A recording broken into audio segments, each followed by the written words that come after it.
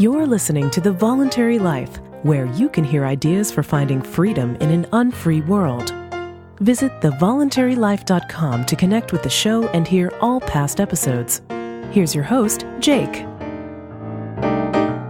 Hi, it's Jake here. Welcome to The Voluntary Life. This week's episode is an interview that I recently did on the Sovryn Tech podcast about technology and permanent travel. This episode's a bit longer than normal. I've cut it down a little bit, and you can hear the full 2-hour version on the Sovryn Tech podcast. I'll put a link in the show notes. And this episode's a slightly shorter version. So I hope you enjoyed the episode, and now on to the interview. And now, so you're from Britain, right? Yeah. And you've recently decided to take these ideas to you've become a perpetual traveler, perpetual tourist. Yeah. And what inspired you to go that route? Both my wife, Hannah, and I love travel. We really love travel. I think it's such a wonderful experience to go and live in other places and experience different parts of the world. I've always found it opens my mind to new ideas. It gets me thinking. It kind of shakes me up a bit to be in a different environment. I don't like traveling just from one place to the next week by week. I like to go and live somewhere and really experience it and live and meet local people, see the world from a different place. I lived in Germany in my 20s and really enjoyed it, lived in Berlin. And so I always wanted to do more travel. Then I had a business for 10 years, and so I was very much focused on building that. And once I sold the business, I had the opportunity, because I had the resources from selling the business, to decide, well, I could actually live anywhere, really. I'm not tied down to one place. My wife's business is online. She runs a personal development website. And so she wasn't really tied down to one place. Right. Let's give her a plug. BecomingWhoYouAre.net. Is that it, right? Yeah, fantastic stuff. That's Hannah's website, BecomingWhoYouAre.net. So she can do that from anywhere. Right. And she does coaching online too, which she can also do as long as she has a Skype connection from anywhere. Yeah. So, I mean, we were originally in London, which is a great city, but extremely expensive. Oh, yeah. You know, I mean, if you're not actually doing a high-income job in London, then you're paying to be in the center of things when you don't necessarily need to, right? Yeah, New York City's the same way. Right, exactly. I understand, yeah. So first of all, we moved down to the coast to Brighton, which is great, really lovely, and a bit cheaper. But then we thought about, during the cold winters, well, we don't actually need to be in the UK. We could just be somewhere nice, right? So we started going to Mexico, and we lived in various places in Mexico for a few years, and we really enjoyed it. And in fact, that experience taught me a huge amount about just how mobile it's possible to be now. And you mentioned because of technology. I mean, very much because I value so many things that I can now keep online in the cloud somewhere, like my books, like my notes, like other things. I don't need a physical place to store those things. Right, and we're going to get into more of that later. We'll get into that too. But what that meant was, well, we have the opportunity to travel. So we could live abroad. And we could just live in other places. And so then we started thinking about, okay, well, what would be the opportunities to do that and to really find places where we get a better deal, for example, than being in the UK. So, for example, we moved to Panama, and we now are residents of Panama. And when you move to Panama and you expatriate from the UK, then if you're no longer a resident of the UK, then you no longer pay taxes in the UK. It's a little different for Americans. Yeah, in the US, if you leave the US and you become like kind of a non-resident, which doesn't exactly happen, but no matter where you live, you could live there for however long, you're still going to have to report all of your income, and you're still going to have to pay taxes to the U.S. government if you are a U.S. citizen. It's the only country in the world that's like that, unfortunately. But yeah, that's at least as far as I know. But that's awesome that with the UK you don't have to. You don't have to. It's not the same for the UK. Right. And it's not the same for Canada and various other places. Right. Now, what that means is that when we want to, we can stop going back to the UK. We're actually going to go back for a while and do various things. So we won't be doing this yet. But when we want to, we can fully expatriate from the UK. And then if you don't make your money in Panama, if your money comes from income earned abroad, you actually don't pay any taxes on that either. That's amazing. So you can essentially totally legally be living in a tax haven, which is a pretty cool thing to do. So that's something that was a great advantage that is open to us. And the other ideas around this idea of being a perpetual traveler or permanent tourist are really just, it's a way of looking at different countries and trying to think like, well, how can I try and get the best possible situation for myself so that whatever happens, I will be okay. And this is not to say that there's going to be a, meltdown in Europe next year, or that the government's going to suddenly start taxing everyone's wealth massively or whatever. But these things, you never know. They can happen, right? Yeah, sure. Wars can happen. Crazy things can happen. Yeah. And so as well as looking at, for example, finding a way to live in a situation that is much better in terms of taxes, you can also do things where you look at how and where you store your assets so that, you're living in one place, but you don't necessarily keep your assets there so that they're in another safe place. And the idea here is to use different locations in the world for different aspects of your life so that you kind of diversified and you're taking advantage of that. And it's an approach that means that if you choose to live a life where you travel a lot and you're spending different time in different places, you're looking at how you can really treat the entire world as your home. And look at how you can gain the most benefit from where you are actually resident, and then the most benefit from where you actually are spending time, where you travel, and then another place where you have your business and another place where you have your assets and so forth. Yeah, absolutely. I'm kind of reminded of Constantine Huygens. It was actually Christian Huygens' dad. Christian Huygens was a famous astronomer, but he actually said, the world is my country. And he said this 400 years ago. He said, the world is my country and science is my religion. And, the part of the world being the country, I think, the ease of travel and all of that certainly makes that very possible. And you raise another interesting point that I think a lot of people miss. You talked about, what if, the EU crashes, and there's this terrible economic thing. You really don't want to be, in my opinion anyway, you don't want to be doing this because you have to. You want to be doing it because you want to. Yeah. This perpetual travel and Oh, PT. Totally. Yeah. And for example, the nice thing is, now that we have residency in Panama, we can go back to the UK. And if we want, we could live for 20 years in the UK if we chose to. But anytime we decided, we're just not liking it here anymore, we could just leave. Yeah. And we've always got Panama. Same thing with Panama. We could go and spend 20 years there. But if we decided, we could just leave if we wanted to, because we have that opportunity. And so these are the kinds of considerations, I think, is when you start to treat your life in terms of being mobile, you start to think of, well, how can I have maximum options available to me, even if I don't necessarily use them? Yeah, and options are freedom, no doubt about that. Exactly. Yeah. I think one of the reasons that people get so caught up in politics and thinking, I've got to vote for this guy because it's the lesser of two evils, and I've got to try and prevent this happening in my government, and these such things that you can never really influence. But the reason that people do that is because they're locked in. They feel locked in. They've got all of these possessions in one place. They probably bought a house in one place, and they don't feel like they have any option. They're stuck. Right. So they feel like they're going to be victimized by whatever the society is that they're currently in. And that if a new government comes in and institutes some crazy rules, then they're going to be in real trouble. Yeah. So unsurprisingly, they feel compelled to get involved in the political process. Whereas I feel really motivated to get involved in supporting entrepreneurship. In Panama, a friend of mine is running something called the Founders Institute, which is a kind of program for supporting entrepreneurs, mentoring entrepreneurs. And I've been involved in that, which is really, really rewarding to see people who are interested in developing their own businesses. These are the kinds of things that I'm interested in getting involved with locally. I've got no interest in Panamanian politics or anything to do with UK politics or other politics in other places.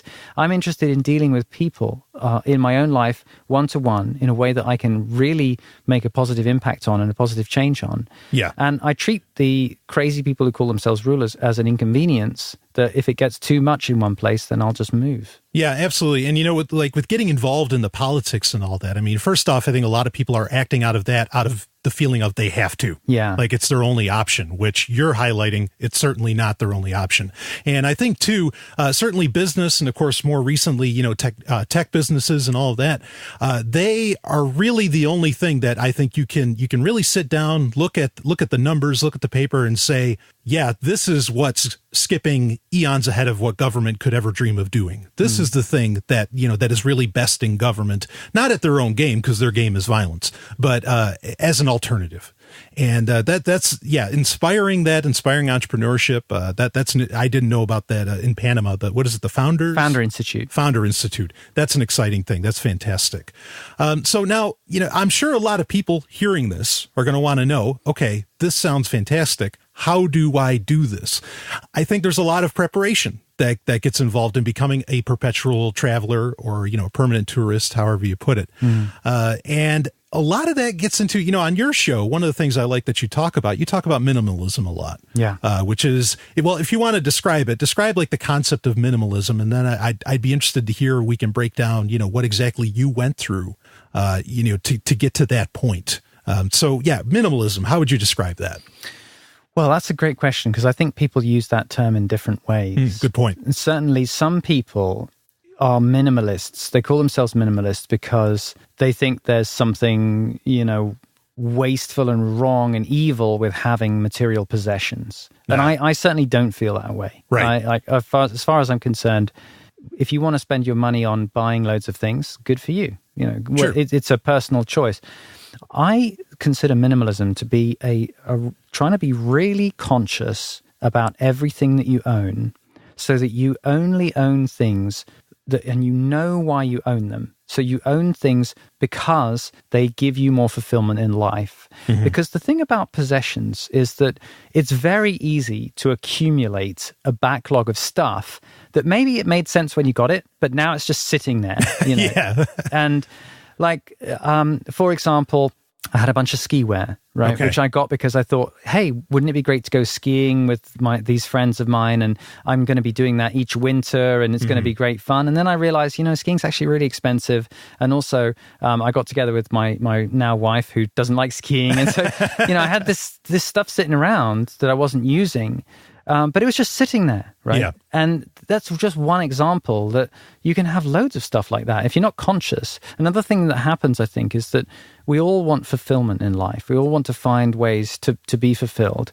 And a lot of people are working very hard, and they're really not enjoying the work that they're doing. People are under stress and not enjoying their jobs. And sometimes people get some kind of momentary relief from psychological pain by buying stuff. Yeah. Because there's a bit of a hit to, getting something. Yeah, I've talked to people that they say if they don't buy something every day, they feel kind of empty. Right. I mean, what a pity. Right. And one of the things that I learned from going to live in Mexico with my wife was that we had to put all of our stuff in storage in order to rent out our apartment. We had a huge amount of stuff. Way more than I'd ever realized. It was like, oh my God, where did all this stuff come from? Yeah, it's not till you take inventory, right? Yeah. And so we had to stick it all in boxes, and then there was fragile stuff that we had to tape up and make sure it was going to be okay in storage. And we had to hire this guy with a big van to collect it all, and we had to pay for the storage unit. Then we had to, get it out of storage when we came back. And also, while we were living in Mexico, I kind of wondered, is it all going to be okay there? Is there going to be a leak from the ceiling? And will the cardboard boxes be okay? Right. So it's just a lot of stress, right? Yeah. And what I also noticed was that I had all this crap in storage. And we lived in Mexico. First time it was 6 months, second time 7 months. I didn't miss any of it. Yeah. I didn't think, I wish I had my stovetop cappuccino maker. I just didn't miss it. And so I started to think about the costs involved in having all this stuff, and the limitations that it placed on our freedom, and the costs involved in maintaining it.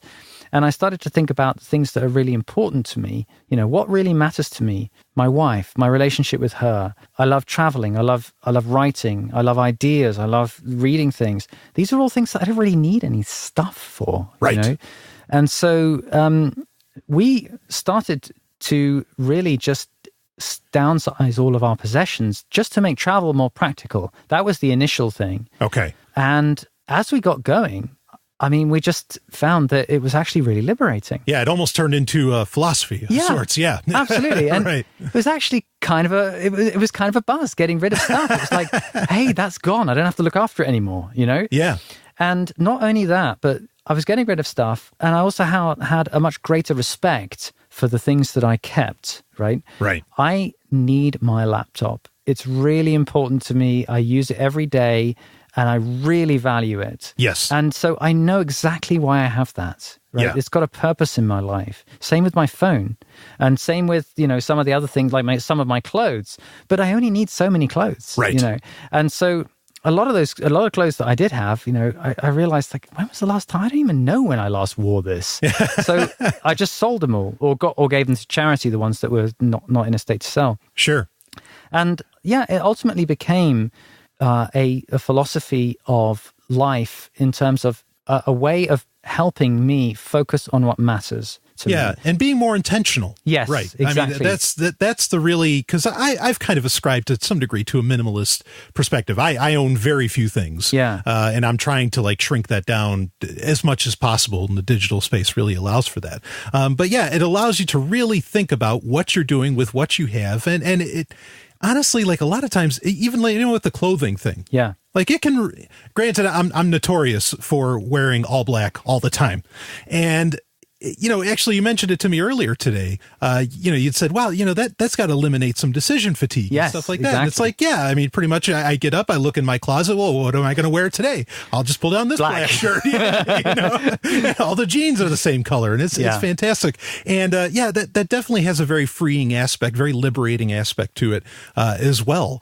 I'll give you an analogy for it as well, because I know you like the show The Prophet. Absolutely. I love that Marcus show. Lemonis, that guy's brilliant. Yeah. Love it. So in The Prophet, one of the things that happens when and for people who haven't seen it, it's a show with an entrepreneur who goes in and shakes up a small failing business and helps them really get their business back on track. Right. And he takes a share ownership, and then, you know, typically what will happen is either he'll make a deal or he won't make a deal if they're too crazy. But when he does make a deal, he goes in and helps them really turn their business around. And one of the things that often happens is he'll go into a warehouse or whatever, and there'll just be shelves and shelves of unused inventory, right? Right. Crap that will never sell, that is just hanging around, that the people have just got there because they don't get rid of it. I see possessions a bit like that unused inventory in life. You know, if you think of your own life in terms of you're finding your fulfillment is like your purpose. In a business, you're trying to make a profit, and that inventory is holding the business back from really being a kind of lean, effective profit-making machine. And in your own life, if fulfillment is what you're aiming for, then all that unnecessary baggage, that crap that you own, is like unused inventory. That's the way I see it. And in a way, what I've done is like doing a fire sale on all that inventory, just so that my own life is really focused on the things that matter. Yeah, absolutely. You know, I'm reminded of a quote from Fight Club, and one has to be careful how far they go with this quote. But, you know, he says, Tyler Durden says in it, the things you own can end up owning you. Yeah. And I think that's so true. It can own your headspace, as in your bandwidth, you know, what you can think about. It can own, I mean, you might have a house. I mean, how many people don't use their garage for their car? You know, they use their garage to store a bunch of crap, and it's just sitting in there forever. It's so true. I think that alone, the whole minimalist perspective, which you've talked about eloquently many times, you know, really can be very freeing in and of itself. How far down, how much have you shrunk your inventory, as it were? Like, I mean, how much do you own? Can you fit it all in a suitcase? Yeah. So, you know, the other day, we're in New Hampshire now, visiting Stephanie and you. And the other day, you and Stephanie came to pick us up, and we were waiting in a cafe. And when I put that suitcase into the back of your car, that is what I own. It's amazing. That is all the possessions that I own. I have one suitcase, and I have a carry-on bag, which is like a little rucksack that I put my laptop and stuff like that in. But that's all the material possessions that I own. That is... That's phenomenal. I can say, I mean, granted, I lifted up these suitcases a little bit of heft. Yeah, they're heavy. Yeah, but it is just a suitcase. Yeah, and that's everything you own. Yeah, in fact, it's currently we're in your recording studio. It's in the next room. So everything I own is currently sitting in the next room. And on Wednesday, when we leave, I will take everything that I own with me. I love it. I love that in and of itself. And I've actually, like, I kind of propose, you know, sort of doing that. Not to the degree that you have, or I'm not saying to the degree as in to the extremity that you've gone, but to the degree that I don't talk about it as much in depth. Right. But I am definitely game for this. I love the fact, you know, being able to travel so light, and the tech space has really made a lot of that possible. And I guess that's kind of my next question, is that without, say, the cloud, or without, hard drives that have massive capacities, or without a laptop even, I mean, would you say that minimalism and maybe then by default this perpetual travel would be possible, or would this be a lot more hard? There would be a huge sacrifice to do it. Like I know for me, the technology is what's made it possible. Right. For example, I love books. Oh, man, me too. And I used to own just shelves and shelves of books. I had hundreds of books. Yeah. And I was keeping them because I might want to read them again someday. Right. And some of them I hadn't read yet and so forth. But now that books are available as ebooks, I don't really need to keep those books. I sold all my books. Yeah. And I now have the opportunity. If I ever need to read a book, I can just find it again. It'll be online somewhere. Yeah. I can buy it again if I need to. Right. And the books that I do read now, when I buy more books, I just buy them as ebooks and read them. And so that's a good example where something that's really important to me previously, to have a library, I needed to have a room with a ton of books in it. Right. Now I have a library in my laptop, and I use Calibre, the software for organizing it. I use it too. And all my library is all in there, and so it's great. That software, Calibre, not ER, UR. Some people might spell it differently, but that's a great piece of software. Yeah, that's a huge one for me too. In fact, when I moved to New Hampshire, I wanted to pack really, really light. I came here with I had a Ford Expedition. I had my truck, and that, whatever could fit in there, that's the end of it. Right. Everything else sold off or gave away, whatever the case may be. And books was a big deal. And it's like, I liked it. I liked having books around sometimes to reference. Like, I remember when I first got my apartment when I was 18, it was just wall to wall like that. That's the first thing I had people do. It's like, okay, whatever's in there, just take it down. And I just need bookshelves covering everything. And that was the deal, and just tons and tons of books. Because when I turned 18, the internet still was kind of nascent. I mean, that was like 98, 99. And it wasn't that, even though at the time the internet was being billed and it's not what it ended up being either. Maybe Wikipedia is close to this, to where you could just type something in and you would be able to find anything in any page in any book that's ever existed. The internet still isn't that, but it's getting kind of close, I suppose. And certainly any book is available, like you said. Yeah. But the other thing for me that was really important, and books in a sense are part of this, is I wouldn't be able to do this if I hadn't been able to go paperless. Right. I used to have a ton of my own notes and photographs and, documents and all manner of stuff that was just paper. And one of the things that I did leading up to our decision to travel more and live abroad, become an expat, was I went paperless. Right. And that was huge. I mean, I didn't realize just how much how much space paper takes up. At least it did in my life. Yeah. I had all the old documents and things that I might need in term to reference, and then I had photos, and then I had receipts and stuff, and all of that stuff now is gone. I only keep digital documents, and whenever a paper comes into my life, I scan it, and then it's gone. And except for a couple of legal documents, which I have to keep because you need the originals, I don't have any paper in my life. So now why don't we talk a little bit about that? And I want to break into actually solving the book problem too. Yeah. Because one of the reasons I still have quite a few physical books, not quite a few. I have like two small stacks. But by comparison to not having any, it's quite a few. And part of that is because these things aren't available in ebook yet. But I want to cover that in a little bit. Yeah. But just talking about like the receipts and all these other paper documents, like you said, there's a couple of legal documents you have to hold on to. And that's true. Like birth certificates, I know for myself, that's certainly one I have to keep because you have to have an original and stamped and all this other business. But how did you get to being, pretty much paperless? Like, what did that process look like? And if you're willing, if you could share specifically what you use to do that, because I think people would love to hear it. So go for it. Sure. Well, the key technology here is top-loading scanners. I mean, they're so fast these days. Sure. And it's so much easier to scan paper and to scan a big pile or a wad of documents in one scan. That is what has made all this possible. And what I used was a Fujitsu ScanSnap scanner. ScanSnap. Yeah. Okay. The ScanSnap is a range by Fujitsu. They have like 2 or 3 models. Okay. And it's been a couple of years since I bought mine. So they basically got a very small travel model, and then they have like a mid-range model, and then they have a more high-end model, which has better paper feed detection and is just better for larger documents. Okay. But I got myself a really good scanner. You need a top-loading scanner, and you need OCR software, actually optical character recognition software. And, okay, that's OCR. Yeah, right. That comes with the Fujitsu. They will give you the software. Right. But there are also other applications that do OCR a bit better. I'm on a Mac, so I use one called PDF Pen Pro for OCR. But you basically need a scanner, and you need a piece of software that's going to be able to detect what letters and characters are on the page, so that if you want a fully digital version, not just like a dumb scan, but an actual scan that you can select the words and copy and paste and stuff, right, you need to use to run OCR on that document, and then you can actually copy the text and do things with it. And for example, it's really good for me because if I scan a book, then I can actually run OCR on that book, and then I can listen to the text in an application that will read the text to me.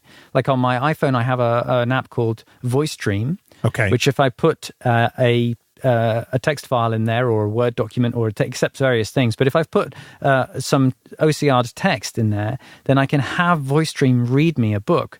So if you have a paper book, for example, that is not available online, then what you can do is scan it for yourself. Okay.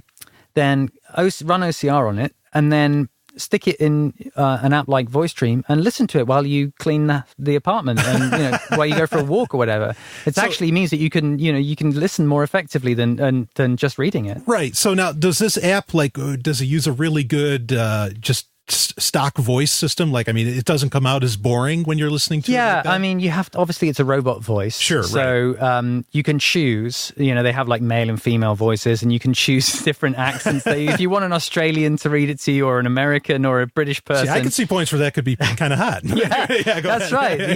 If you definitely choose whatever gender floats your boat, and whatever accent. And you have to get used to it. Like, it is obviously different to having a human read it. Yeah. But to me, I love walking and listening while I walk. So I use an app like VoiceDream to do that. But it works. And it works. Yeah. It totally works. And so to come back to your question, like, how do you do it? So let's take the example of books. Okay.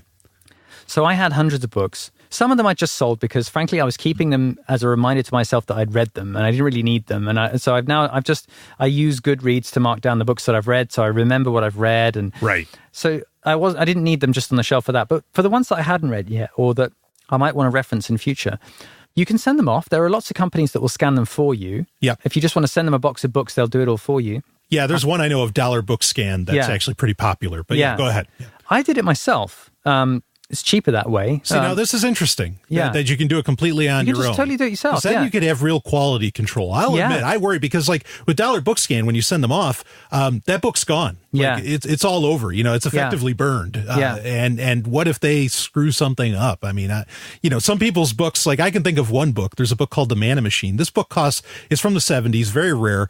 If you want to buy it today, it's still going to cost you hundreds of dollars. And I'll admit, I'd be a little freaked out sending it off to somebody else. Like, if I had complete control over the scanning process, that excites me. So go ahead. Well, now that's an interesting case, because I did what's called destructive book scanning. Okay. Right, which is actually, you're going to rip up the book to scan it, right? You don't have to do that. There are scanners, and ScanSnap actually does one, which if you want to preserve the document, if it's a very valuable book, it'll automatically detect when you turn pages, but you have to do that manually. And so that's like, if you don't destroy the book, it's going to take you a long time. The way I did it was I got a big pile of books, and I took them down to a local copy store, one of the ones that has a big paper guillotine. Okay. And, where they cut paper, a big ream of paper with a guillotine. Right. And I got them to take the spine off the books. So basically, if you have a book, you can cut off the cover yourself, but you're still going to have the book all glued together with a spine, right?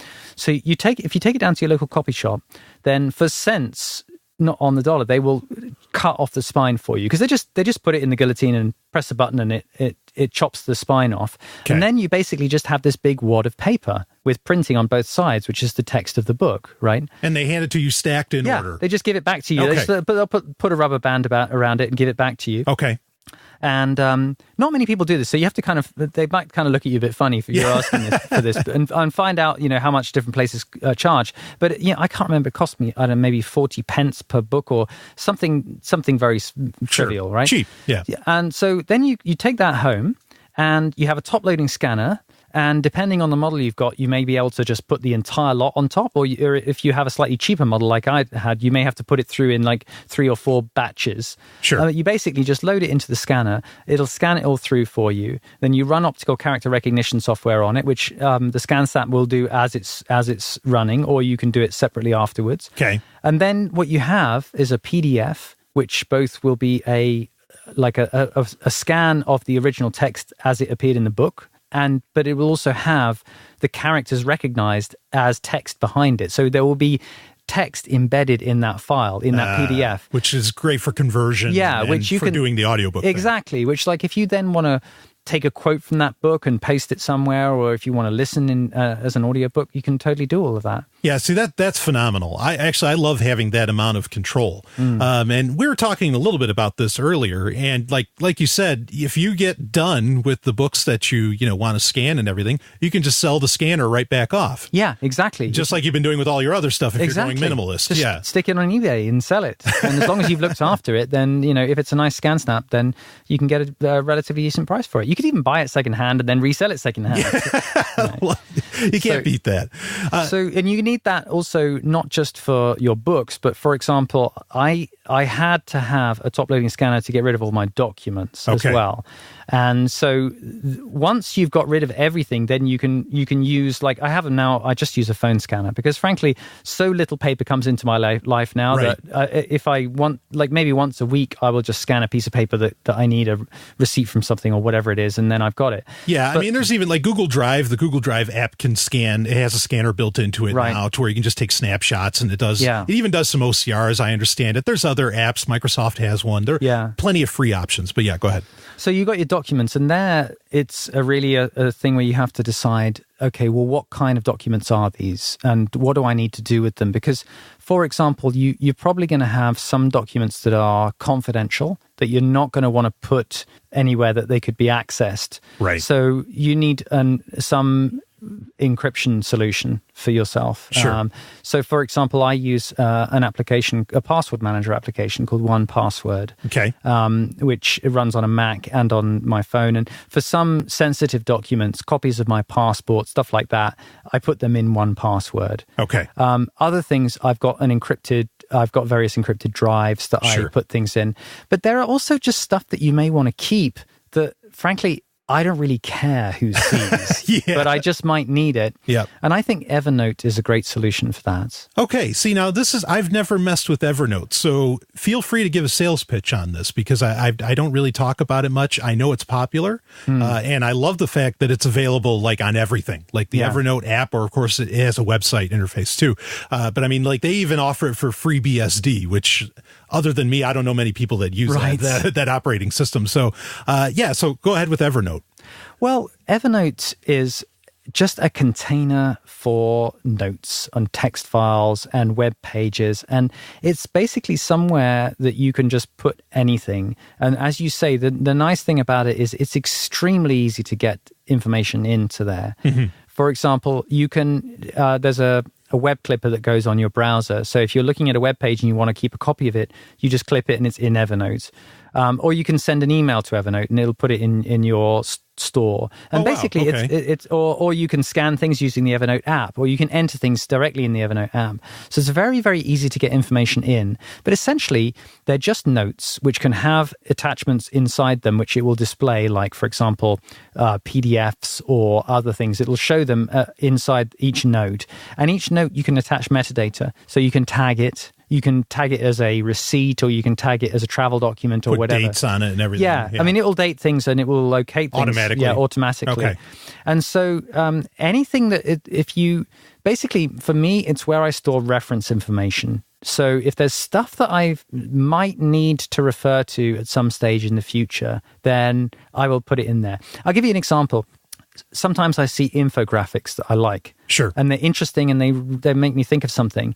And I will just clip them using the web browser clipper, or I will scan them directly from my phone or whatever. And they'll be in Evernote with a tag infographic. And then, like, for example, there's one map of the US divided not by state, but by different cultures. I've seen this. Right. Yeah. That I've just had in my Evernote for ages. And I vaguely remembered that I'd seen it and that it was interesting. And while we've been here in New Hampshire, I just remembered it. And I wanted to show a friend of mine who we were visiting on the seacoast.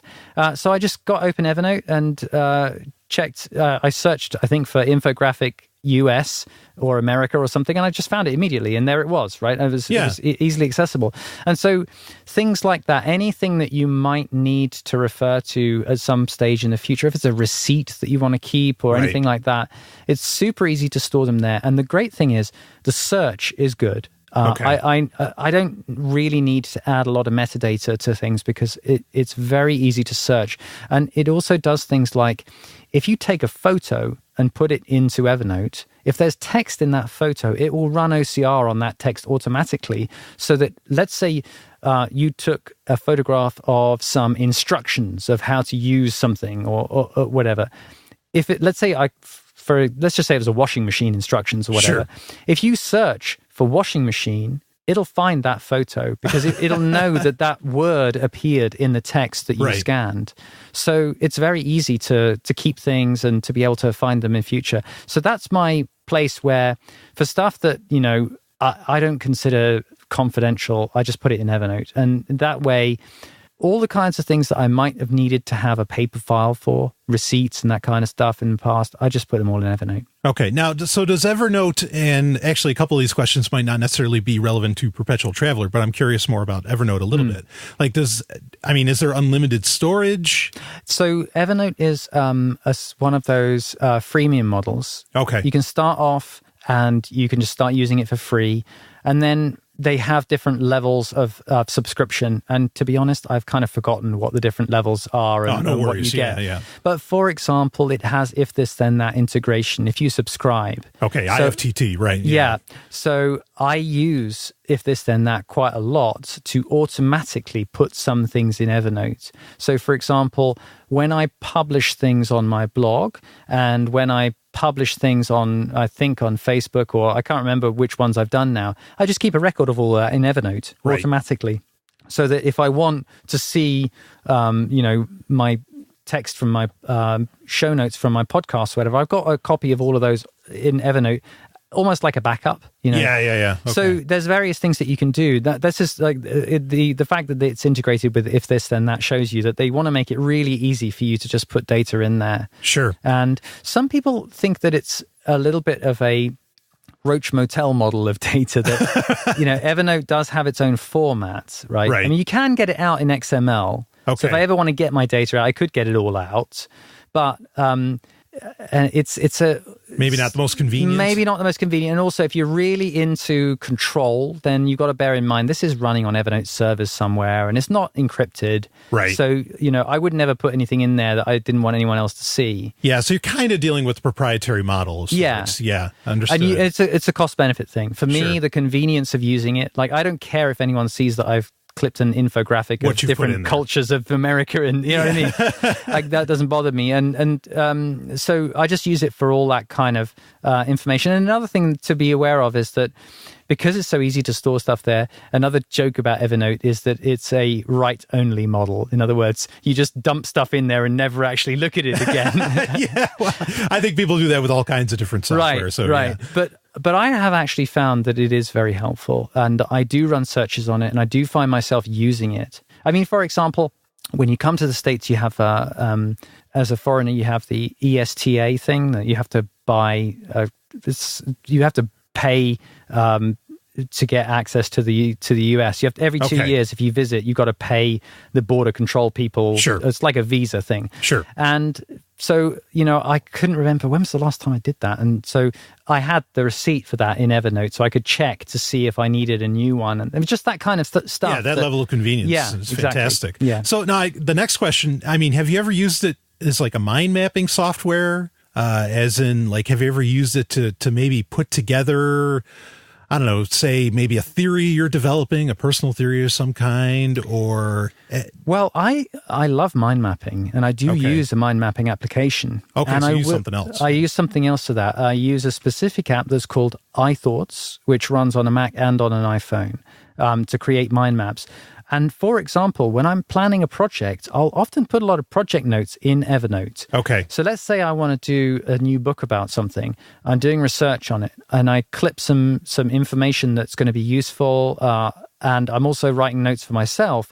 I will put those in Evernote, and I will create a mind map and just copy and paste the mind map into Evernote to keep my notes. But I think of Evernote more like... a digital filing cabinet, basically. Okay. Yeah, I like that. That's a good analogy. The mind map itself, I use a piece of software to create, but Evernote is the filing cabinet where I keep it. Gotcha.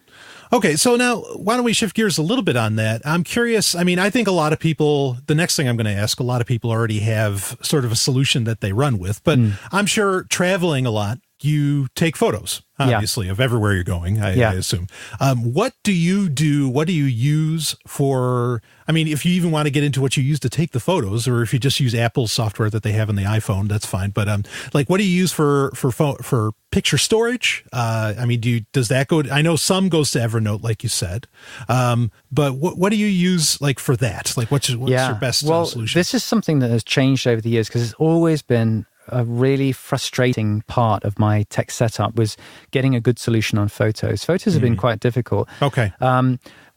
First of all, the first thing I will say is I scanned all my old paper photos. Oh, man. And I did that using a service. Now, this is a service where I did actually send off all my old photos in a big box, right? And crossed my fingers and hoped that they wouldn't lose it. Yeah. And I got a company to scan it all for me. And I then, when I had good quality digital copies, and they did a great job, it was really nice. And by the way, there's tons of companies in the US that do this. Sure. I used one in the UK, which was actually a little bit more expensive than it would have been if I'd done it in the US. Okay. But it was so great to have those pictures digitally. It was so awesome because I then was able to get rid of the original paper photos, right? I now don't, that's another part of going paperless. Yeah, I mean, I can remember, even just a few years ago, like I can remember at various family members' houses, the shelves full of photo albums. I mean, and photo albums are huge because, they have to put it on that acid-free paper and all that. They do all these things within the albums to try and keep the paper photo from degrading or, whatever the case may be, or even like boxes full of slides. I mean, I still know family members that had those.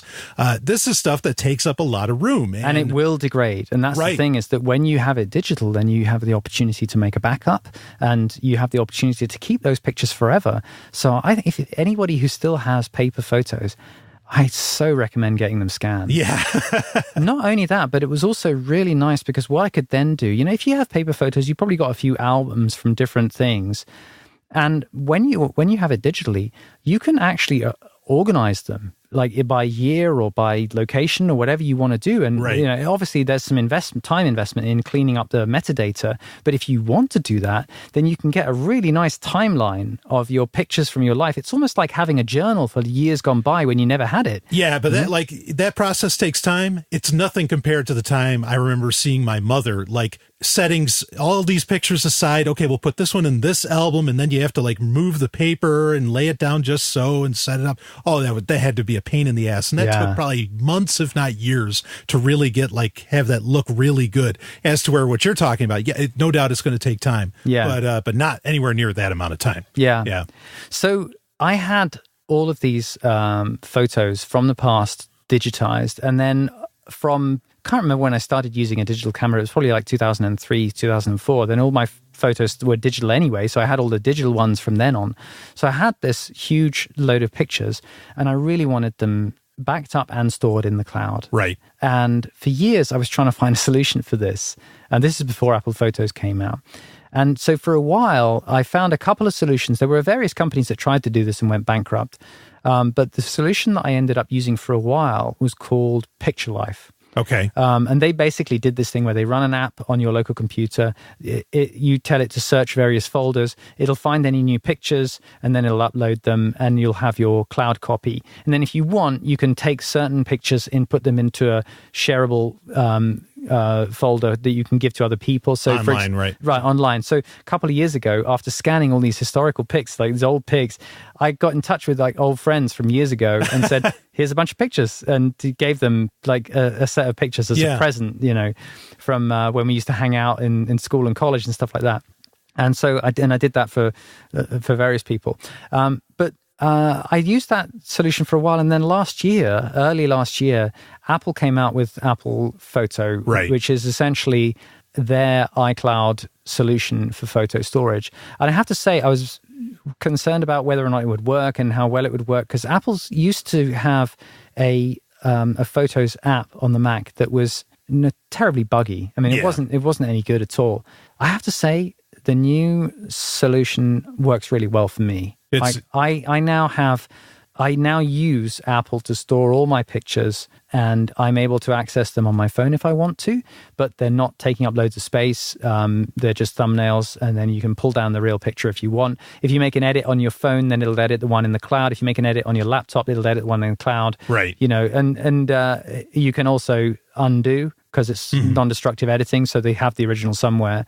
So basically, it's a nice solution. It works really well. And I mean, this is true in terms of just talking about tech, because I know it's relevant for our whole discussion. Obviously, you got to choose your strategy, and I have chosen to just try and really leverage the Apple ecosystem as much as I can and use it to its full extent. So I listen to a show called Mac Power Users, which is a good podcast for anyone who is running Mac software and using iOS.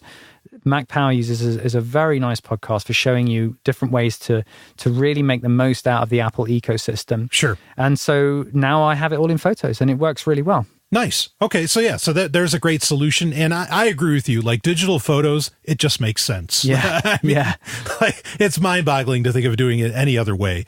I could go on and on about that subject, but, okay. So the photos, that works out very well. The paper documents, we kind of covered those, how you have those with you at all times. And again, like we said, you're only carrying around a suitcase, like your whole life, which is awesome. So, kind of other things. Like I wonder now, when you go to other countries, what is your, I'm not sure of how many countries you've been around to since you started, with this mindset of being a perpetual traveler and all that. Yeah.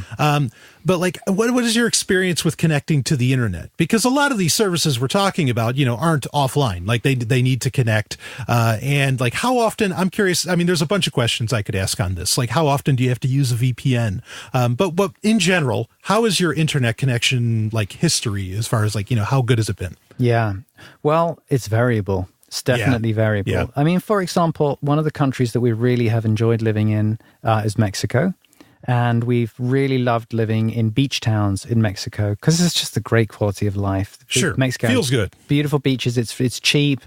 But the problem is it's crappy internet access. It's slow. And really, it can cut out sometimes. Sure. Funnily enough, I think in terms of cutting out, the problems that we had most was probably Argentina. Really? In Buenos Aires, this was a couple of years ago. I think things have changed there a little bit recently, but a couple of years ago, we lived in Buenos Aires just for a couple of months, and they had power outages regularly, and they also had the internet would crap out, and so that would you wouldn't know when it would come back on again. So that was not good. Mexico, the places that we stayed, the internet was generally on most of the time, but it was just slow. And that meant essentially if you want to download a really big file, it's going to take you a bit longer. Right. Panama has great internet access, or at least the place that we stayed in. We had really nice speeds. It was really fast. That's interesting. Yeah. Like comparable, because I know Britain actually has great internet speeds, like as a whole, for whatever reason. Was it comparable to that? It was actually faster than Brighton. That's amazing. Okay. And I mean, I think in Britain it's variable depending on where you are as well. Of course, yeah.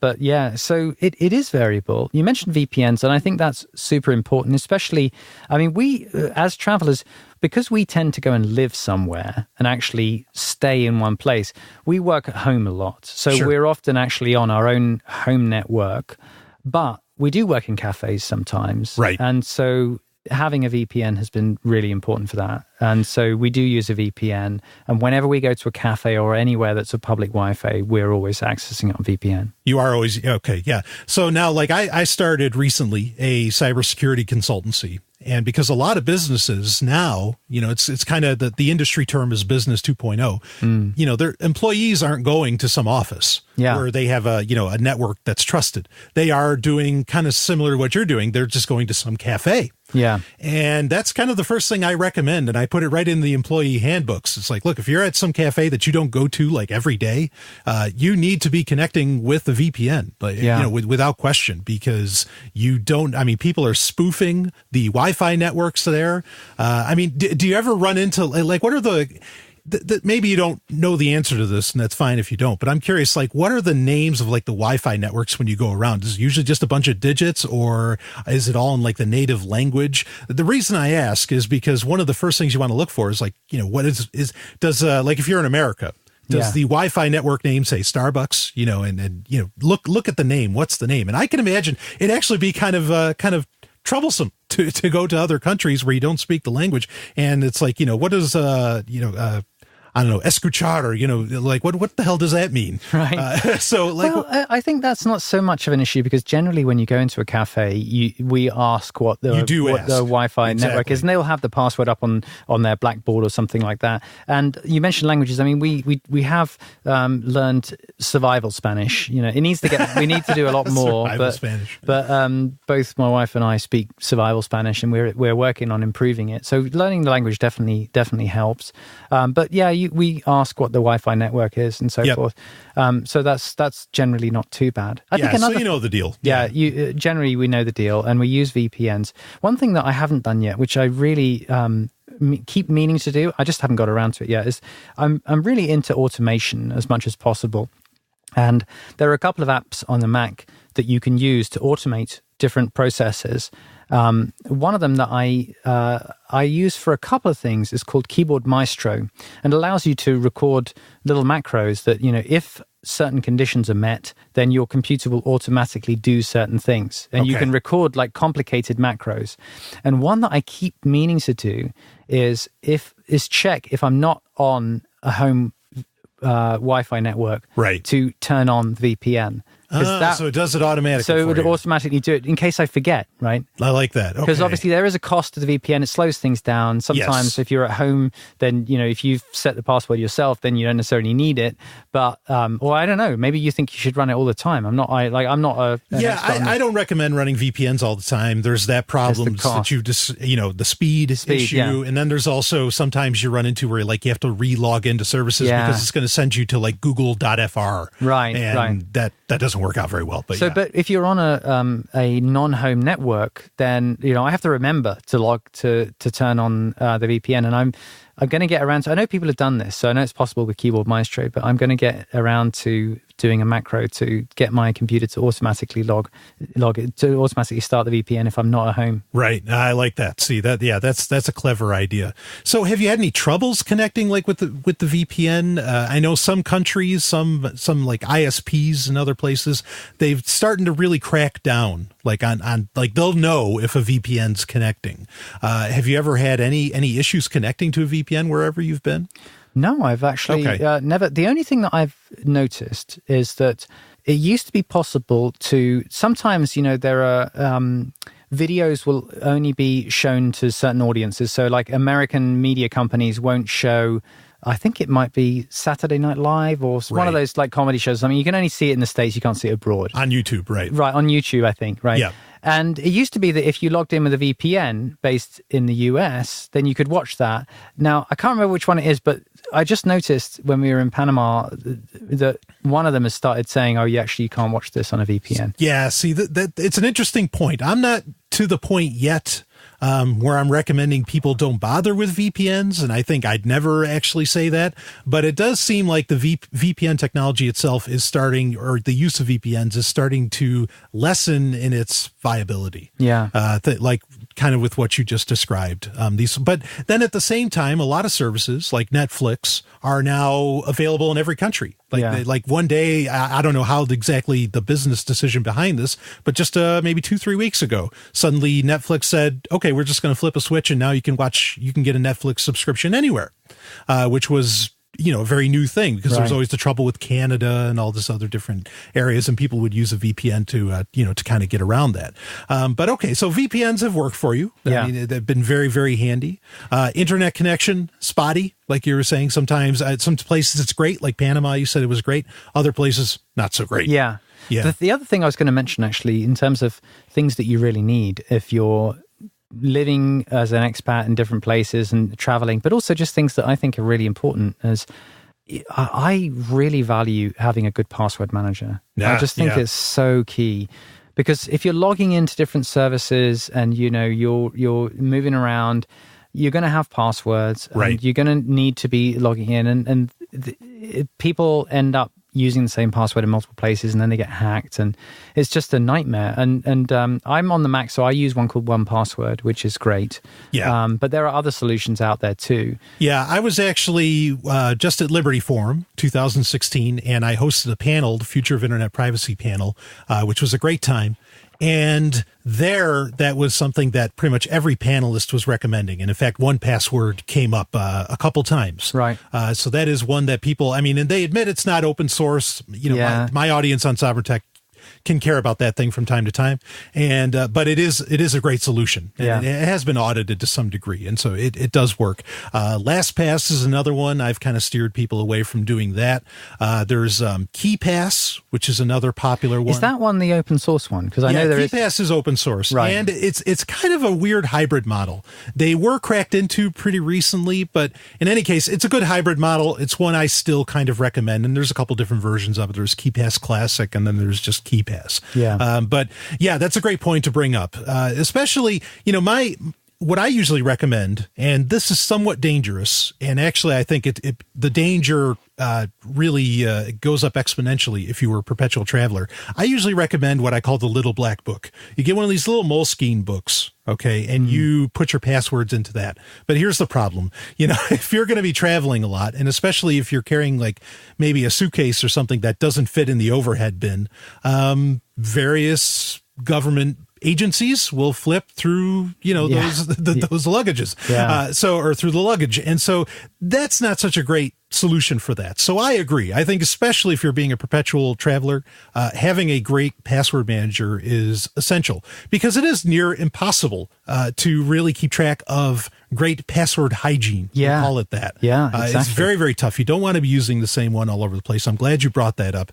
So 1Password, that's a pretty good one. It's nice. It's a very nicely designed app, just in terms of ease of use and everything else. And so obviously when you don't have your password vault open, then the file is just an encrypted brick that nobody can get into. Right. And so, in comparison to having the little black book, then if your laptop gets stolen, it doesn't matter that you've got 1Password in there, because it's just an encrypted file. Yeah. So I think that is really useful, and it runs on the phone and it runs on a laptop, so you can also access your passwords if you're using a mobile browser or something like that too. Sure.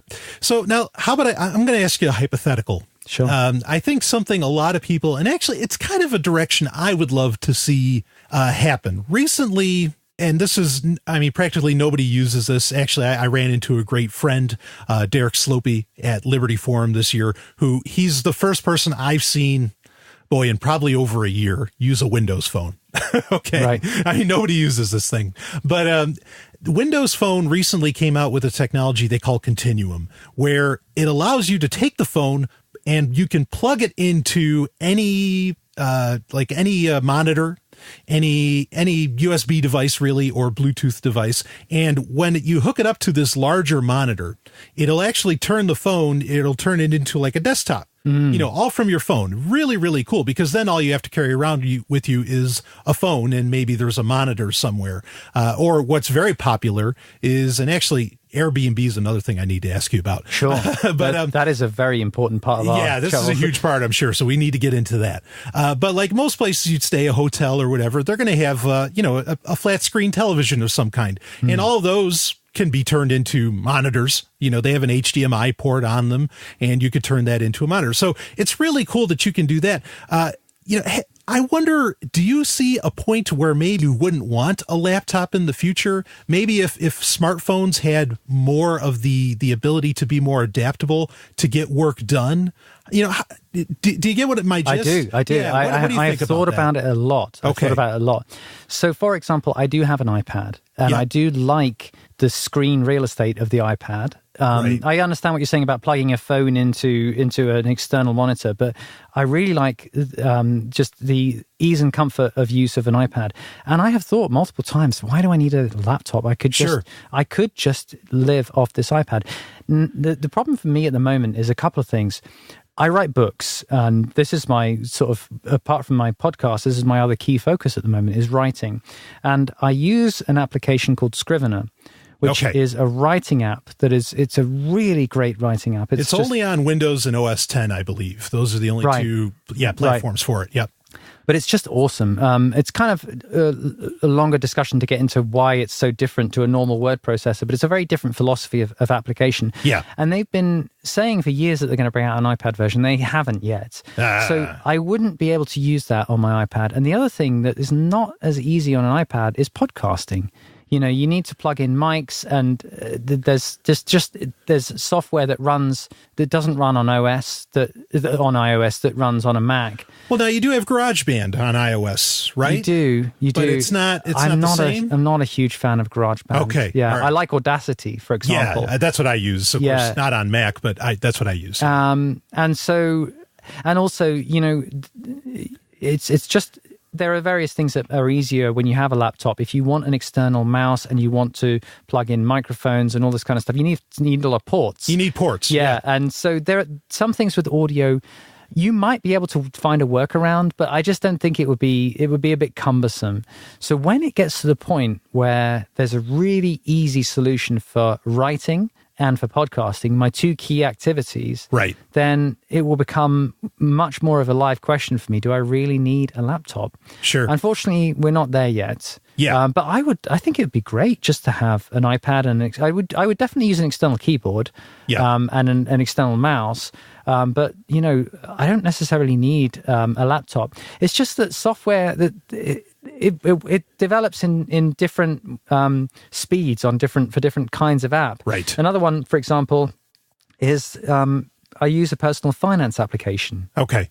And I don't think there's quite the same quality of personal finance app on iOS yet that you can get on a Mac. Sure. So I'd have to find a workaround for that. I mean, a lot of people do those things in the cloud, but with web-based services. But I don't personally want to put my finances on a web-based service. I want to control that myself. Yeah, yeah. And you want it to be available offline, probably too. Yeah, absolutely. And so in answer to your question, I would have nothing against getting rid of the laptop, and I would do it in a heartbeat if I could do all of those core activities that I currently use the laptop for on a mobile platform, but it's just not quite there yet with the software. Yeah, the software is not there, and like you said, the ports can kind of be an issue. I mean, Bluetooth is doing a good job. I think there's been a lot of recent developments. USB-C, which is kind of like Lightning, which Apple uses the shit out of, and good for them. Those things are coming, but they're not exactly like here yet. Yeah, I definitely agree with that. So, I think, I've toyed with this, here and there. What, with going just mobile only? Just mobile to see. Actually, I toyed with it years ago on Sovryn Tech, and in short order, I realized it wasn't there.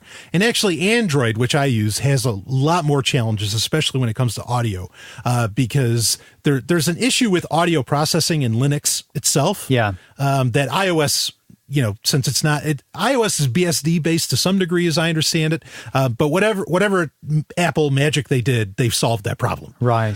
So there's a lot more options as far as that goes. But with Android, it's not exactly there. So I know that, for example, if I was still running a business and I was still in the role of being the managing director or CEO of a business, right, that role, what you spend your day doing is emailing and reading documents and communicating with people and maybe having Skype conversations and, maybe writing emails. I mean, in that role, I could have really imagined myself being iOS only because right. I wouldn't be doing any audio editing. Right. And I probably wouldn't be writing novels in Scrivener. I'd just be sending emails to and coordinating team members and stuff like that. So certainly in some roles, I can totally imagine myself being iOS only. And there's various people have written books about running a business on iOS only and going iPad only for various things. But yeah, for what we do, podcasting and these kinds of things, it's just not quite there yet. It's not there. Yeah, it's the creative issues, like anything you want to do creative. I mean, writing to some, like Pages, I actually love the Pages app. I kind of wish Apple eons ago, like they released Apple Works for Windows and all that, and you used to be able to access some of this stuff. And actually, I think recently they made Pages available through a web portal. Yeah, I agree with you. It's just not there. But something that is there, let's shift gears on that, out of the hypothetical into the real again. Airbnb. Yes. Now, when I had Mike Elgin on years ago, he said this was the key to everything for him. And in fact, he was getting away. I remember talking to him and he said he was getting away with just using an iPad, but he's a journalist. He just has to do blog posts. It's not something like Scrivener's great for, if you have to do novels or like you do books. You've written a couple already, both fantastic. Becoming an Entrepreneur and Job Free. Yes. Right? Yeah. I love just fantastic stuff. And I'll put links in the show notes for all this stuff if people are interested. But he could get away with it. But now Airbnb, he said, was really, really key. Now, if you're willing, describe Airbnb a little bit, just in case somebody needs a refresher. I mean, just a quick one. And then, what has your experience been with it? Because I've heard some stories recently that Airbnb, people have had negative experiences. They're becoming more common than the positive ones. So I'm curious what your thoughts are on all of that. But Airbnb, in short, what is it? Well, Airbnb is a service that allows you to book accommodation from other people. It's like a peer-to-peer thing where if people have a spare room in their house, or often if they have an entire apartment that they want to rent out, then they put it on Airbnb and you go on and you can rent it out and you pay through Airbnb. And essentially, because Airbnb has ratings and a reputation system, then you get a sense of is this place going to be okay? And is this person trustworthy? And the people renting their apartments out also get a sense of whether or not you're trustworthy. And it's very much like Uber, but for accommodation. Right. Okay, so it's the Uber of homes. Yeah, exactly. Exactly. Or places to live. Yeah. And I've seen other alternatives, like there's, though some people say this service is for something completely different, but there's couch surfing. Yeah. There's actually a website, I think, couchsurfing.com, where if you just need to stay on a couch for a night or something, you can do that. Yeah. But Airbnb is for perhaps more long-term. Yeah, well, we use it for that. Yeah. And so I think some people, actually, that's not true. We use it for both things. Last year, we went to Germany for 4 days. We used Airbnb and just stayed in someone's apartment. For 4 days? For 4 days. Okay. And other little trips that we've done, we've used Airbnb for that. We don't tend to use Airbnb. You can either take a room in someone's house where they're still there. Yeah. Or you can take the entire apartment. And we tend to use Airbnb to find apartments to rent. If you're going to just actually on the German trip, we just went for 4 days. So there we were quite happy to just stay in someone's room. Yeah. And he was a nice guy. It was in Berlin and, it was fine. It all worked out fine. Most of the time we were out and about visiting friends and seeing Berlin. So we just needed a place to crash. Right. And so that worked really well. You asked about experiences. My experiences have been completely positive. Okay. I've had a great time on Airbnb. And in fact, what I found is that we used Airbnb a lot, especially in Mexico. There was a very developed Airbnb marketplace, if you like, in Mexico. Okay. People putting their holiday rentals or their rentals on Airbnb. And in the places where we wanted to stay on the coast, it was really easy to find a rental. And we used Airbnb to stay in places generally for 2 months. We were renting places out for a couple of months and then trying somewhere else. Sure. The negative experiences that we've had renting abroad have actually been when we've not used Airbnb, but just used a real estate agent locally. And the reason is, there's less control in terms of the reputation management system. Right. You do have things for like Yelp and stuff, or I can't remember which one it is they have in Mexico, but they have one of those type of things where people can leave reviews on local businesses. Right. But for example, one year when we were in Mexico, we decided, we're here now. Next year, we're coming back. Let's find a place and book it in advance so we can get a really good deal from a local estate agent. We'll just find a really nice apartment. And then next year, we'll come back, spend the winter here. So we went, rather than go on Airbnb, we went to a local agent. We found this absolutely gorgeous apartment. It's really beautiful.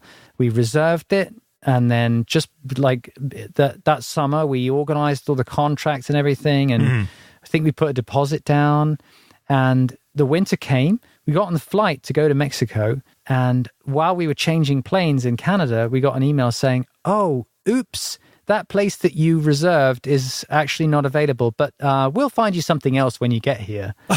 Okay. So it was a nightmare. Wow. We actually, in the end, luckily, we found something that was okay. It was fine. It wasn't this amazing place that we'd reserved. Right. But it was okay. So, it was a disappointment, but it wasn't a total disaster. But that was going through a local agent. And the Airbnb thing, we've only had positive experiences because the reputation management thing it really was works. working. Yeah. I can't help but wonder, and this is kind of an overarching theme that comes up on Sovryn Tech a lot. Like a lot of the more, I guess, mainstream news, or, just a lot of the stuff that gets reported on, the internet writ large, I wonder about sometimes. Like I have, because what stops a hotel from hiring a bunch of people with, to create Twitter accounts and then say, "Oh yeah, I had this terrible Airbnb experience. I had this terrible," it's tough to tell honestly what's real on the internet. Like what stories are absolutely real. So I always like to, if someone's actually been using Airbnb a lot, I definitely like to ask, "Hey, what has your actual experience been?" And you always positive. Yeah. I think reputation systems are incredibly powerful. Like for example, when we first arrived in Panama, Uber was, I think they were either just about to begin or they had begun, but we didn't know it, or they hadn't quite begun yet. Mm-hmm. So the first couple of months that we were there, we were getting taxis, and the taxi drivers were sometimes a little scary. Like they were cutting corners, driving fast, doing whatever they wanted to do. And that was what was available to us. Right.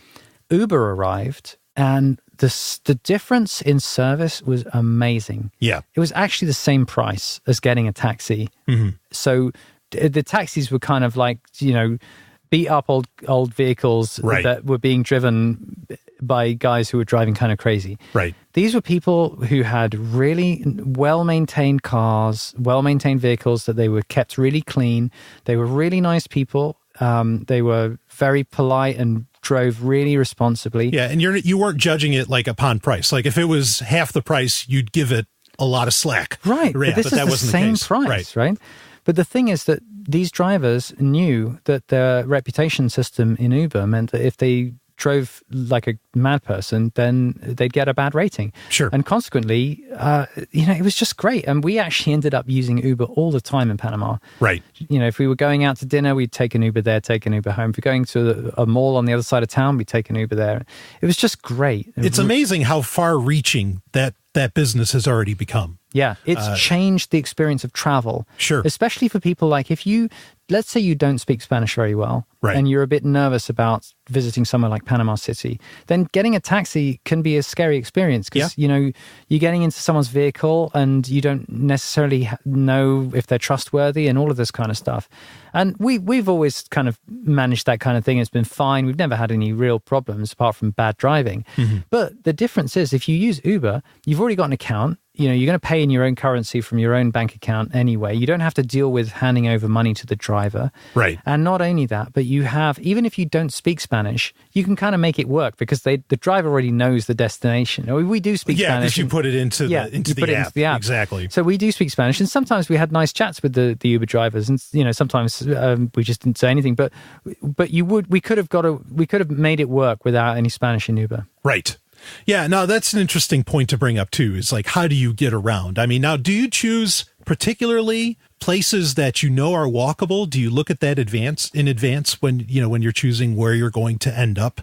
Or is that inconsequential?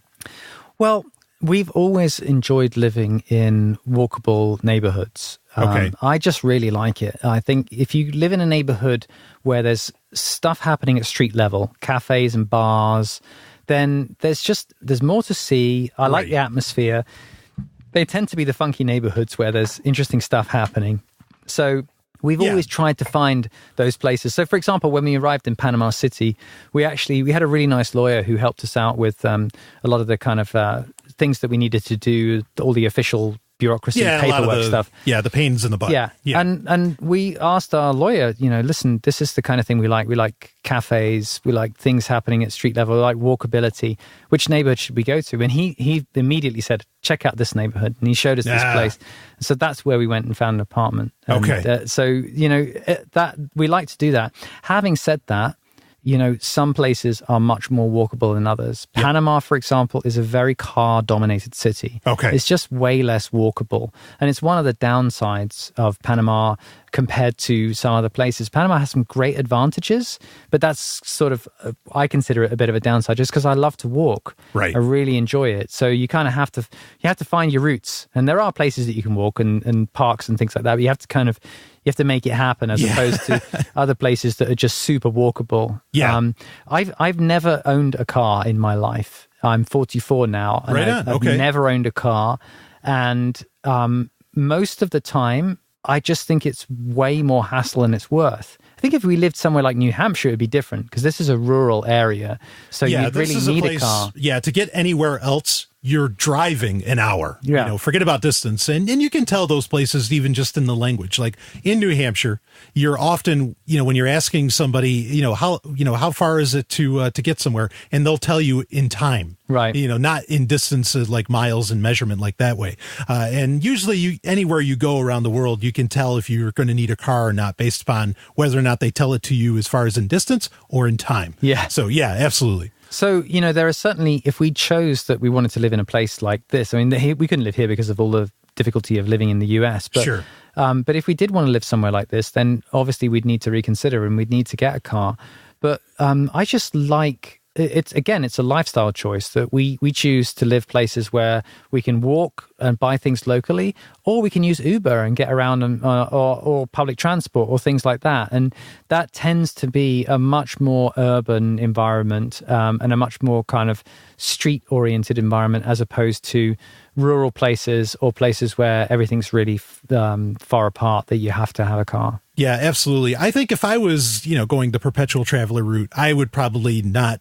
I would have no desire to have a car. I mean, because you're going to, especially in the U.S., you more or less, I mean, the way like insurance, well, actually in New Hampshire, you don't have to have car insurance, so that'd be a different case. But in the 49 other states, all those kinds, there's just crazy fees and what varying legality of your vehicle based upon whether or not you're keeping the insurance up on it and all that. I mean, there's just a bunch of challenges, and it does become a pain in the ass, to even own one, especially if you're not going to be in one spot for, any long given amount of time and you're just constantly moving, say, every 6 months or whatever your travel schedule is from country to country. Yeah, it wouldn't make sense. I agree with that completely. Yeah. And I mean, I grew up in London, and that's a city where owning a car is just a pain in the ass. Yeah, you're just going to walk. Yeah. Yeah. I mean, it's way easier to get around using public transport or walking or taxis. And, the parking is expensive and everything. So I think that also informed my overall attitude towards it. Right. And now it's actually just a really positive choice that I don't want the hassle of maintenance and all that stuff. Yeah, no, agreed. So, yeah, I mean, you've really painted a picture as far as, you need Evernote was one that came up, Uber, Airbnb. We can just keep going down the list of all the varying technologies, scanning technologies, ebooks themselves, and all of that. And of course, the photo aspects of it using Apple Photo or whatever other solution someone wants to use, that all of this really becomes possible. There's definitely a mindset around being a perpetual traveler, but all of it really becomes possible and comfortable, I guess you could say, because of all these various technologies. And it's amazing because in many ways they're not related to each other at all.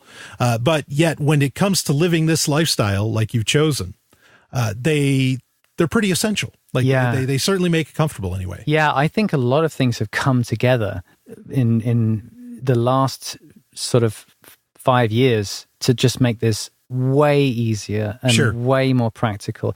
I mean, the other thing to bear in mind is that now just simple things like mapping applications make life so easy. Oh, yeah. If you show GPS, up GPS, just showing up somewhere new, a new city, and you need to find your way around. In the old days, you'd have to have a map and you'd have to try and work it out. Now and you better know another language or the local language. Right, yeah. Now it's just on your phone. It makes it so easy. I'm glad you brought that up because that's a really important question to ask. What do you use as far as map? Do you use Apple Maps or do you use Here Maps or Google? I find myself switching between Apple Maps and Google Maps because basically both of them are sketchy. They're variable quality. Yeah, they have varying strengths. Yeah. So often if you want to find something, I'll search on one and Google Maps is my default search because Apple Maps in the beginning was just so bad. In the beginning. I understand it's gotten much better. It's got much better. Yeah. So I start with Google because Apple Maps they started way behind. So Google's my go-to first of all, but I also use Apple Maps because they seem to have slightly different data. And so sometimes, especially let's say somebody says that they want to meet us in Panama City, for example, if friends said they wanted to meet us at a particular restaurant or something, I'll look in Google Maps. I'll just put the name in Google Maps and see if it'll locate it. And if it won't, I'll try Apple Maps and see if it'll locate it. Right. And if not that, then I'll have to find the address and see if I can, put the address itself in rather than a little more manual. Yeah, exactly. But Google Maps is my go-to, but I think it's good to use both and see which one gives you the data that you need. Yeah, I've recommended Here Maps over, and then there's some others. There's another one called Awesome and OSM and some of those I like because they have offline functionality. Google Maps recently just allowed for this to where you could download a map. That way, if you don't have an internet connection, you still get to take advantage of the software. Not that you need an internet connection because the GPS can connect, without a data connection. But yeah, that reminds me that another one that we do use the maps for, but not really as a mapping application, but just when you mentioned things that go offline, TripAdvisor is a very interesting and useful resource. Yeah.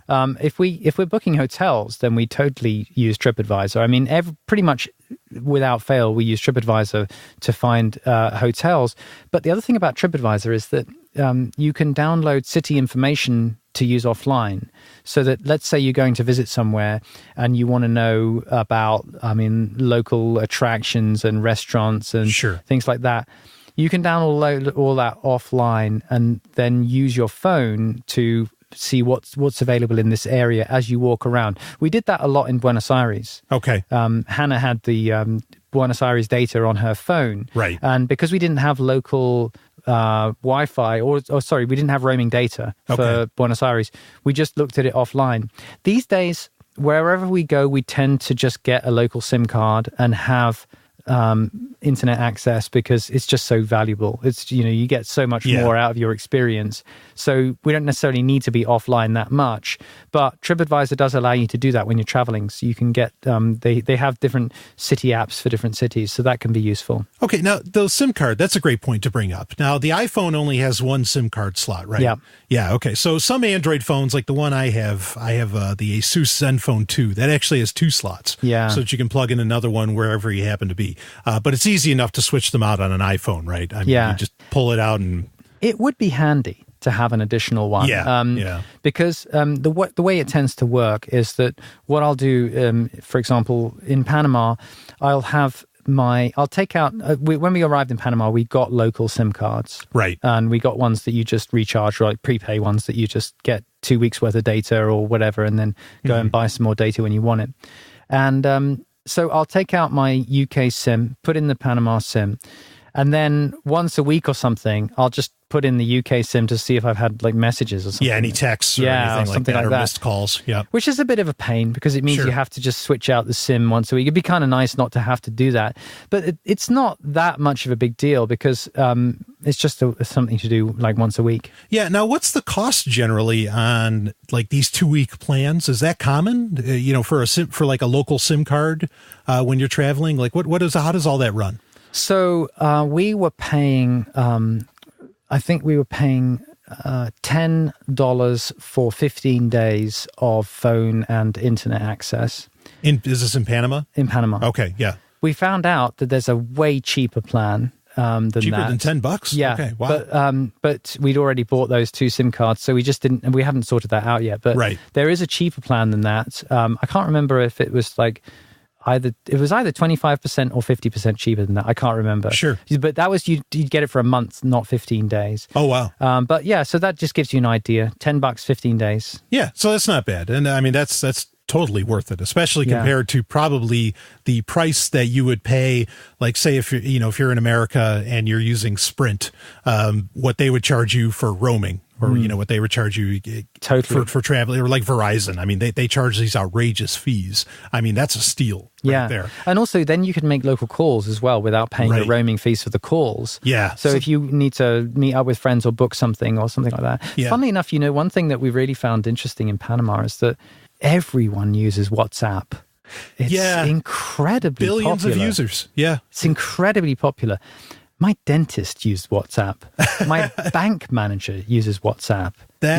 You talk to your bank manager with WhatsApp. Yeah. I mean, it's incredibly popular. That never happens in the UK. You would never speak to your bank with WhatsApp. But in Panama, everyone uses it. Yeah, well, the reason behind that, this is something I've looked into because WhatsApp it got on my radar because it ended up getting bought out by by Facebook.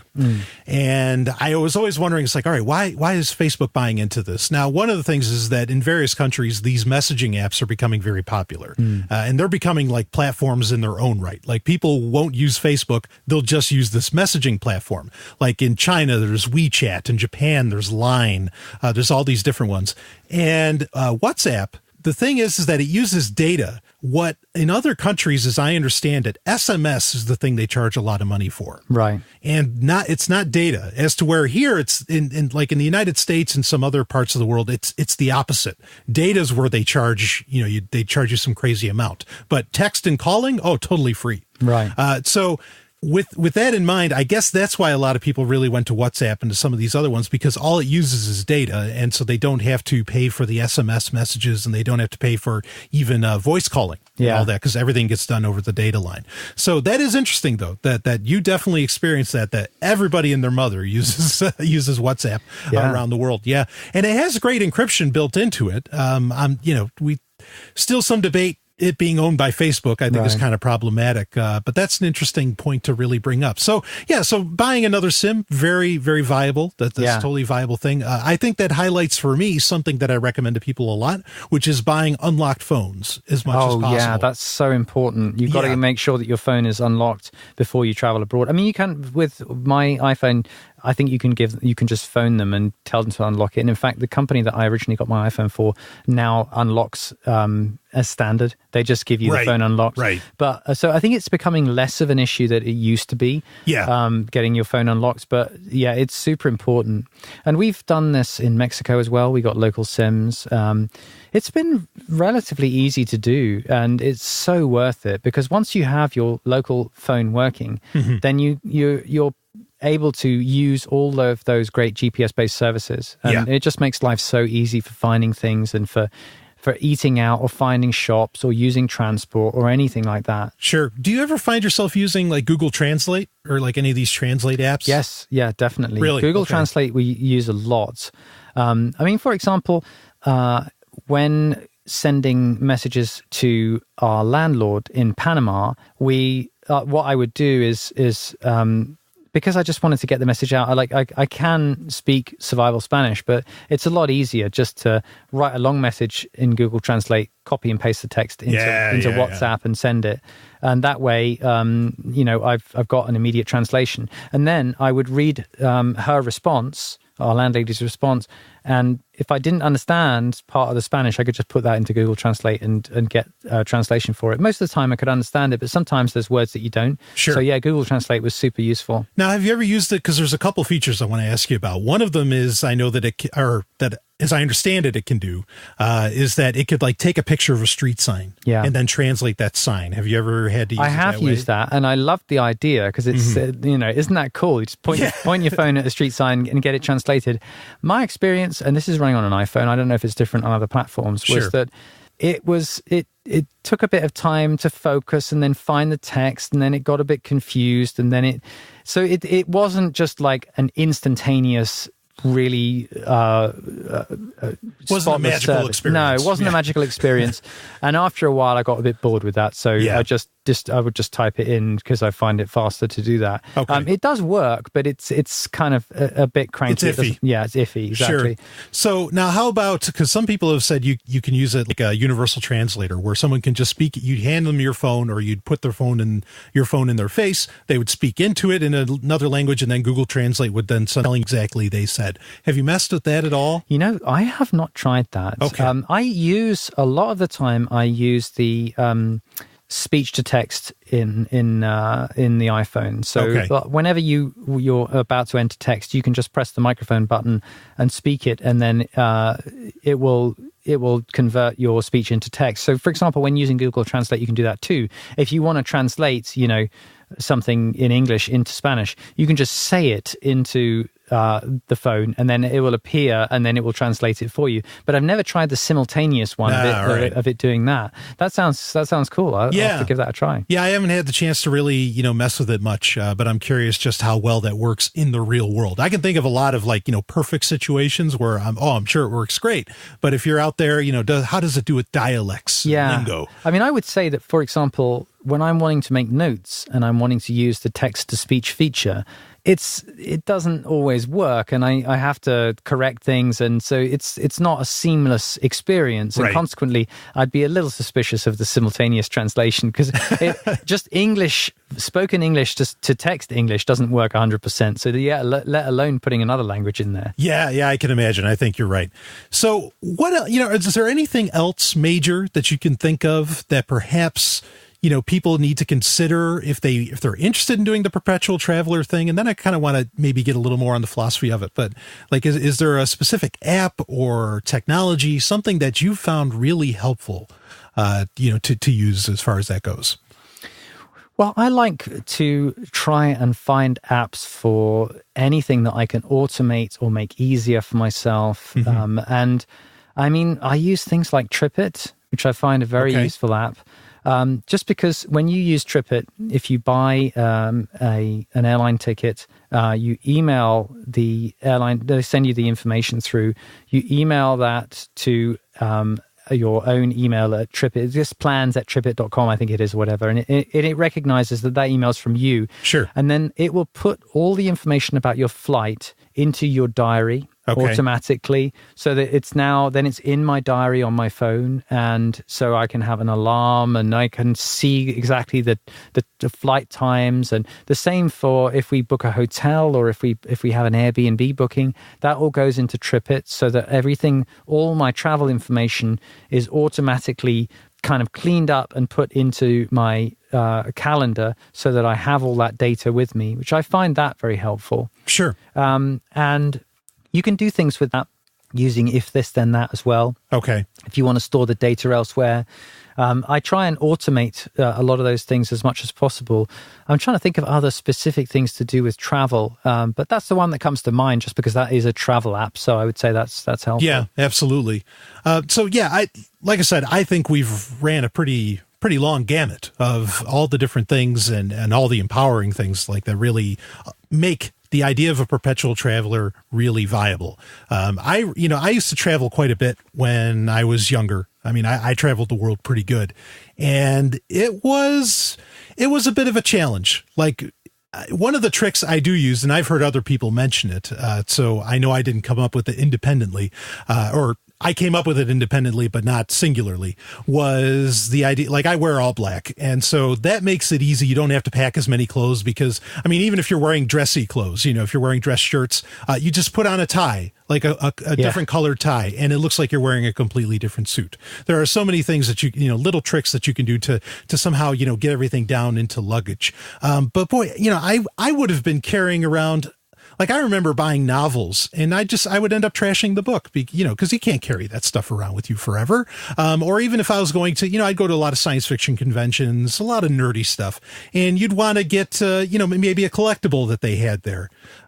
You can't carry that with you. But I think when you start to take on kind of that minimalist mindset, some of those things don't become so attractive anymore either. Like the idea of carrying something, it's that intentionality that we were talking about earlier in the show, where you're like, all right, really, why do I want this? Yeah. And so when it becomes a bigger part of your lifestyle, I think it solves a lot of things, as to where I can remember it was quite the challenge. To really get around comfortably without having, 2-3 suitcases, full of whatever stuff you needed at the time. So that makes things a lot easier. I just want on that point, even today with all of the technology that we're talking about, there is an adjustment process when you arrive somewhere, for sure. Okay. Right? When we first arrived in Panama, we had to understand, well, how does this place work? Where do you buy things? Which are the good shops and which are the not so good shops? Which are the expensive places and the good value for money places? And definitely meeting local people and asking them these things really helps as well. But it's not like everything just is super easy. Like, there's always some adjustment, which is one of the reasons why we like to stay in places for a longer period of time. Get a real feel for it. Yeah, because then you actually, you can go through that adjustment process and learn how the place works a bit, and then enjoy living there, right? Without constantly feeling that you're trying to find your way around and work out how on earth things work. Right.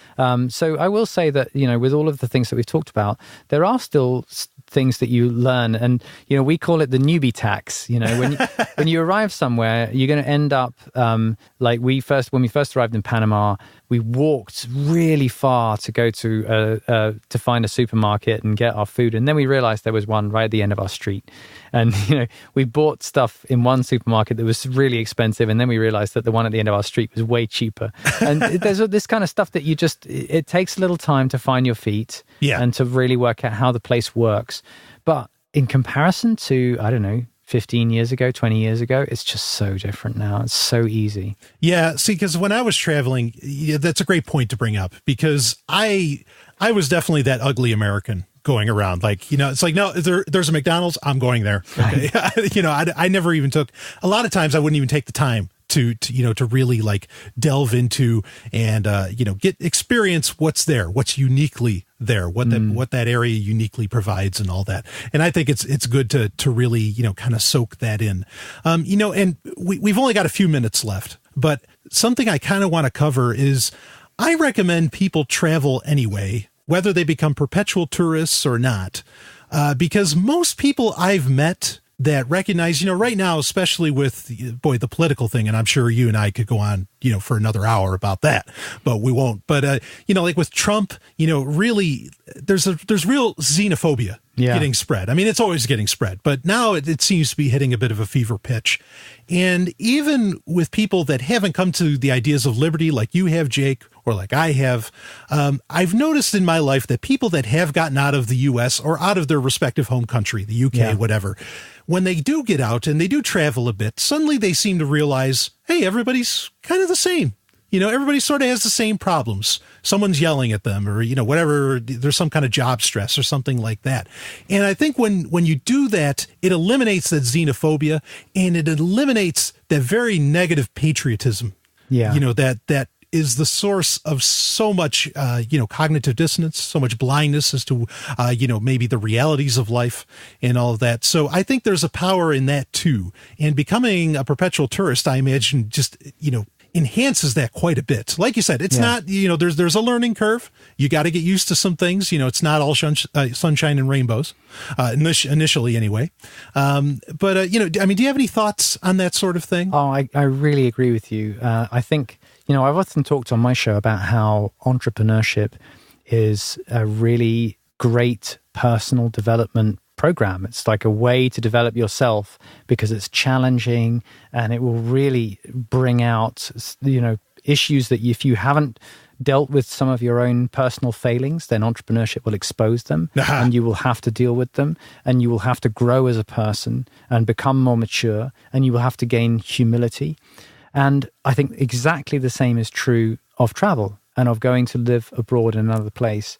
If you put yourself in an environment where you're living in a new place with a totally different history, culture, population, local way of doing things, local goods and services, you have to adapt. And that means that if you have personal failings and things that you haven't dealt with, they will be brought to the surface. Right. And you will have to become a more mature, more rounded person in order to survive. Yeah. And you also have to have humility, right? Because I think you mentioned this disease of patriotism. I think once you've been in one place for a long time and you feel like it's your culture and your place, even though that what does that even mean? Right. Right. We own ourselves and we own our own possessions. We don't own other people. Right. We don't own the ideas that are out there in the air.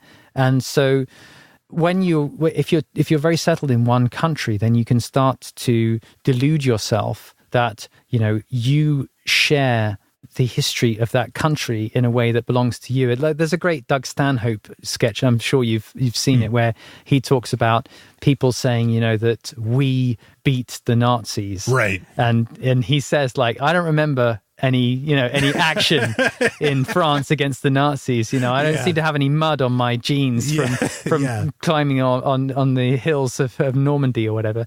And I think that's an attitude that comes from really being stuck in one place. If you go and live abroad, then you start to realize that what matters is your own integrity as a person, the way that you can treat other people that you meet, and not the country that you happen to have been born in. Absolutely. And it gives you a certain sense of humility also because, frankly, it's embarrassing not being able to speak a language, right? It's a personal challenge that you have to be willing to look stupid, right? You're gonna be mumbling away trying to buy something, right? And that gives you a certain sense of humility. And it means if you don't have a sense of humor about life, you better develop one fast, right? If you want to go and try and order food from somebody, or if you need to go to the bathroom, you might end up grabbing your crotch, right? Exactly. So I think that means that people who have become grumpy and xenophobic will be put in situations that will actually make them grow as people if they're to survive when traveling.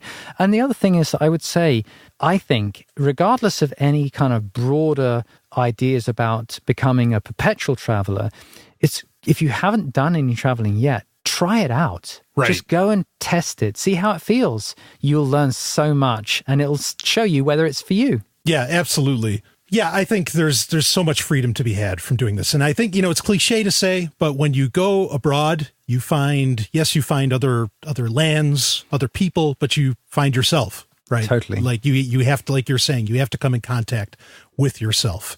So, and I think that's a great point to end on. It's a really powerful thing, this idea of perpetual travel and just traveling, and even, the minimalism, all these things are just incredible tools and processes, I think, that we can integrate. And so, Jake, I really want to thank you so much for being on. Where is the best place for people to find you and more of your work? I mean, you have great books, great podcast. Sure. I think the easiest place is probably to go to my podcast website, which is thevoluntarylife.com. And you can find the podcast there and also links to my books. I also have a page for my books, which is jakedesyllas.com. My name is DESYLLAS, Desyllas. But yeah, thevoluntarylife.com is probably the easiest place to find me. Yeah, it's a tremendous podcast. I recommend it to anyone. And of course, your books are fantastic. So again, Jake, it's been an honor. It's been a dream come true in many real ways for you to be on this show. So I really appreciate it. Thanks again, Jake. Carpe Lucem, everybody. I'll see you on the other side. Thank you for listening to The Voluntary Life. If you have feedback about the show, please email Jake at thevoluntarylife.com. If you enjoyed this program, please share the podcast with your friends or click the donate button on thevoluntarylife.com.